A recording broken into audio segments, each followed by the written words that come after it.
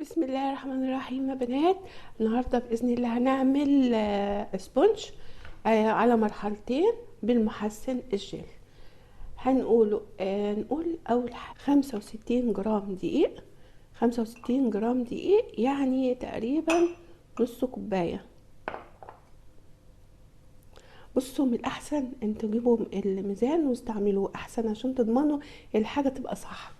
يبقى عندنا مقادير المرحله الاولى: 65 جرام دقيق، عند 150 جرام سكر. طبعا الفانيليا اللي عندك فانيليا باودر حطي، فانيليا سايله زي دي حطي، زي اللي عندك حطيه.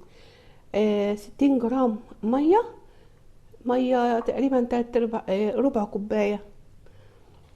يبقى دول المقادير المرحله الاولى. معاهم 6 بيضات، اي 6 بيضات، ومعلقه كبيره محسن يعني 24 جرام محسن. يبقى نقول تاني المقادير اللي هي المرحله الاولى: 6 بيضات، 65 جرام دقيق، 150 جرام سكر، الفانيليا 60 جرام ميه، 24 جرام محسن. يبقى دي المرحله الاولى. دول هنضربهم كلهم مع بعض. طبعا البيض يكون بحرارة الغرفة مبقاش سقعان. عندنا بقى المرحلة التانية: 180 جرام دقيق يعني كوباية وربع تقريبا، وعندنا 45 جرام مية يعني 3-4 معالق بس، ومعلقة صغيرة بيكنج باودر اهي ممسوحة. طبعا البيكنج باودر ده انا بحطه مع الدقيق كده وبقلبه كده اهو، وبعدين بنستعمل اللي هو البيكنج باودر اللي هو مفيهوش محسن، مش الكيك شيف. الكيك شيف فيه محسن، بلاش نستعمله. نستعمل فورستر كلاركس. حلو، العلبة دي ب11 جنيه ونص، حلوة يعني كويسة، مش غالية. هنجيب بقى انا هنا كسرت ال6 بيضات اهو خلاص في العجان، ونحط مقادير المرحلة الأولى. هنحط المقادير المرحلة الأولى كلها مع بعض. يبقى هنحط السكر اهو. السكر يكون سكر أبيض ومش خشن، يعني كويس، مش خشن، يعني السكر العادي بتاعنا. وبعدين نحط شوية الدقيق، 65 جرام دقيق اهو.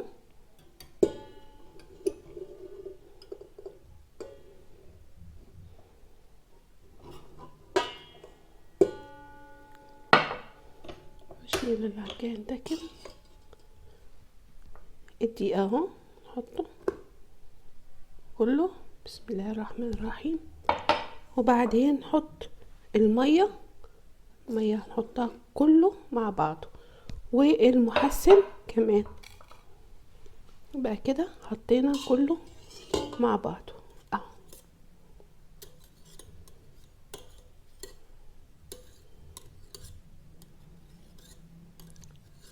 في ناس بيحطوا المحسن لوحده وبتاع، لا احنا بنحطه كله مع بعض.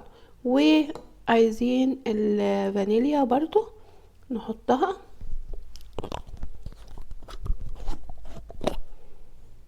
اهي. يبقى احنا حطينا، نقول تاني، حطينا شوية الدقيق مع المية مع الفانيليا مع المحسن والبيض كله، ونشغل ونركب بقى العجان ونشغله.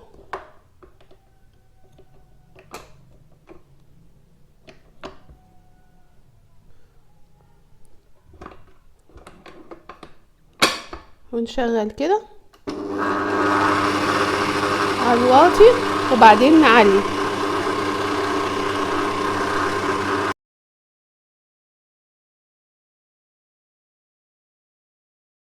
نهدي السرعة بتاعت العجان على السرعة الأولى، ونحط المية والدقيق بالتناوب طبعا احنا حطينا البيكنج باودر مع الدقيق وقلبناها. هننزل بالدقيق واحدة على 3 مرات. هنحط الدقيق كده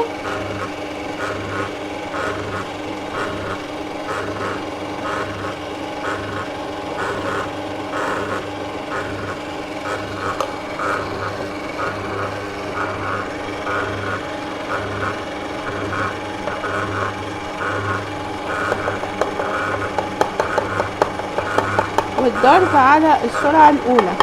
يبقى حطينا هنا دلوقتي شوية دقيق وهنحط شوية المية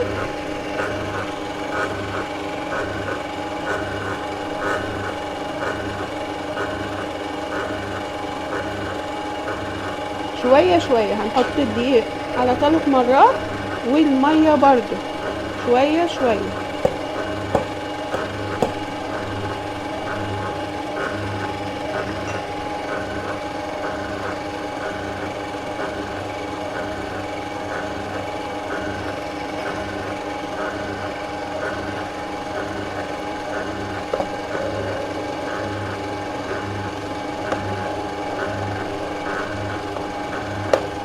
مع الضرب على السرعة الأولى، مش هنضرب كتير. يبقى كده خلصنا احنا الدقيق والمية، وهنضرب حتى تتجانس. يدوب يتجانس نقف على طول اهو.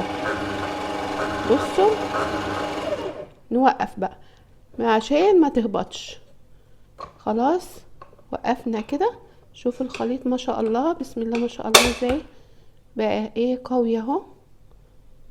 تقل وبقى اعمل كريمي زي الكريمه بالظبط. بصوا هنحضر بقى الصاج. انا هعمله في صاجين ان شاء الله اهو، واقسم المقدار. هنا فرشت الصاج ورق زبده ودهنته وعفرته بالدقيق، وبعدين هقوم حاطه المقادير الكيك السبونج كده. هقسمه على صاجين. الكميه دي هعملها على صاجين اهي، وهحط برضو الكميه بقيته في الصاج التاني. هحاول الصاجين يبقوا نفس المقدار، يعني الكميه بتاعت الصاجين هيبقوا نفس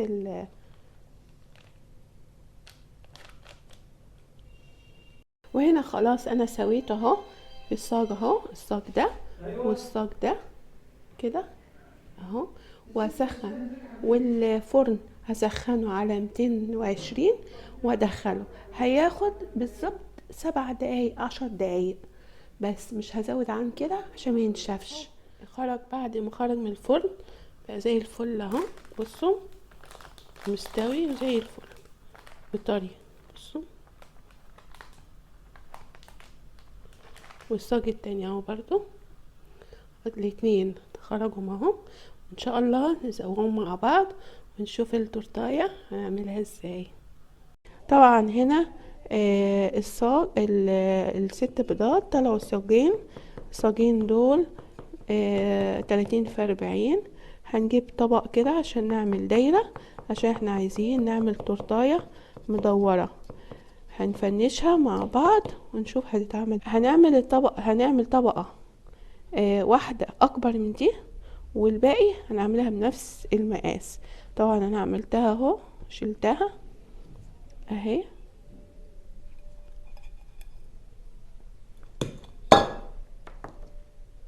وهشيلها.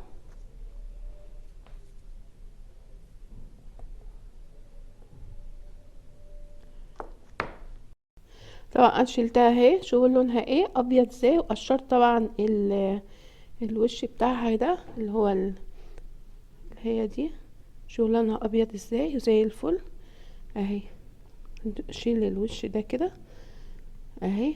هنعمل بقى الطبقة التانية، هتبقى اكبر شوية، ونعمل طبقة تانية نفس المقاس اهو. هنعملها برضو كده اهو اهي. برضو نعملها بنفس الحركة، نقطع حواليها كده نفصلها زي التانية بالظبط. عشان مش عايزة اطول عليكم هعملها. انا هنا عملت 3 طبقات اهي، 3 طبقات من نفس الحجم. بصوا ادي 1 2 اهي، بصوا ادي 1 2 التالتة دي بقى عملت في وصلة هنا في الوسط عشان ايه من الجناب. يبقى احنا خلصنا كده ال3 طبقات دول من ايه، من صاج واحد.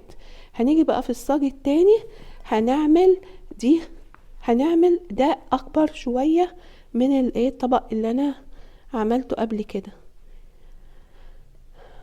هعمله اكبر شوية اهو. هقطعه برضو بنفس الطريقة، هقوم قاطعه برضو هفصل بيه، يعني سبت حتة صغيرة كده عشان يبقى اكبر.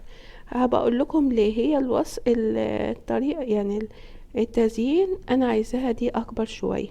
عملنا يبقوا 4 طبقات نفس الحجم وطبقة واحدة اكبر اهي. هشيلها بنفس الحكاية. طبعا السكينة دي يعني حامية اهي، وهعملها وافصلها برضو بنفس الطريقة واحطها برضو ايه. فاض الجزء ده، فانا طبعا عايزة استغله، فهجيب برضو طبق بس اصغر شوية واعمل برضو دايرة عليه، وهوريكم انا عملت وهعملها برضو زي ما عملت ايه التانية كده. طبعا كل ده هيتحط عليه كريمة ويتلزق بكريمة، مش هيبان، هتبقى كأنها طبقة عادية خالص. هكبر شوية كده عن الطبق بحيث ان احنا نستغل كل حتة من الاسبونج. مش عايزة اطول عليك. خلصت اهو كل الطبقات، شوفوا عملتها ازاي. وهنا دي الطبقة دي اكبر من اللي تحت اهي، وبجلسها.